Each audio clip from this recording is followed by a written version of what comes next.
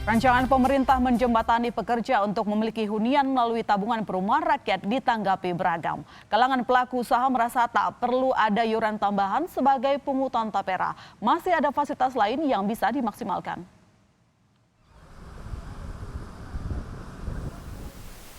Kian gusar.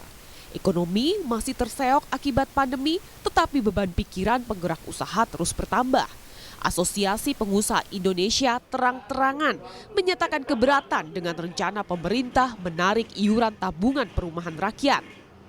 Jika aparatur sipil negara wajib menyetor iuran tapera mulai awal tahun depan, karyawan swasta memiliki batas waktu lebih panjang.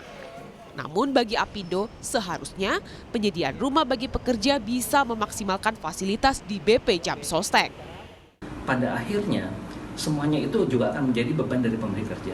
Karena bagaimanapun pada saat nanti pelaksanaan yang ditargetkan 7 tahun dari sekarang, itu akan menimbulkan polemik baru, di mana pekerja juga pasti akan keberatan terhadap beban yang cukup besar tersebut. Dalam hal kami melihat pelaksanaan manfaat layanan tambahan yang ada di dalam BPJS Ketenagakerjaan, khususnya untuk program perumahan, sebetulnya masih sangat potensi untuk dikembangkan. Iuran tapera akan ditarik sebesar 3% dari gaji atau upah peserta pekerja. 0,5% diantaranya harus dibayarkan oleh pemberi kerja, sedangkan sisanya adalah tanggung jawab pekerja. Iuran tapera nantinya semakin menggerus pendapatan karyawan. Saat ini ada potongan gaji yang ditanggung bersama oleh pemberi kerja dan karyawan, yakni BPJS Kesehatan sebesar 5%, jaminan hari tua 5,7%, jaminan pensiun BPJS Ketenagakerjaan 3%, dan PPh 21 bagi pekerja dengan penghasilan di atas 4,5 juta rupiah per bulan. Pemerintah diingatkan akan potensi tumpang tindih penggunaan dana tapera yang berfungsi untuk membeli, membangun, atau merenovasi rumah. Momentum pelaksanaan tapera pun harus tepat menimbang daya beli.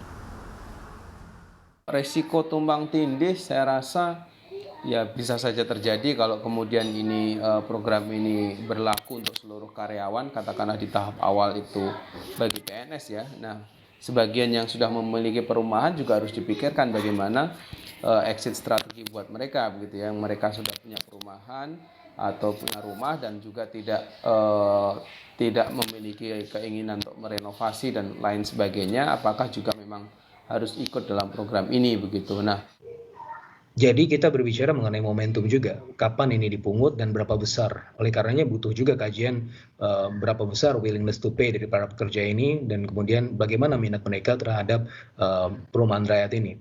Dan untuk kemudian mengadakan pembiayaan perumahan rakyat yang bunganya rendah gitu ya, ini kita butuh proyek yang skala ekonomisnya besar, artinya pelibatannya harus signifikan, pelibatan masyarakatnya, pelibatan kepesertaannya harus cukup signifikan, sehingga dana yang dikelola bisa lebih efisien dan bisa lebih berganda keuntungannya. 20 Mei lalu, pemerintah merilis peraturan pemerintah terkait penyelenggaraan tapera.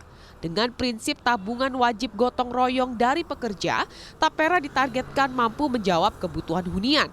Backlog rumah serta kebutuhan hunian menjadi bahan pertimbangan. Dana tapera akan dikelola khusus oleh Badan Pengelola Tapera. Putri Oktaviani, Junaidi Saputra, Kompas TV.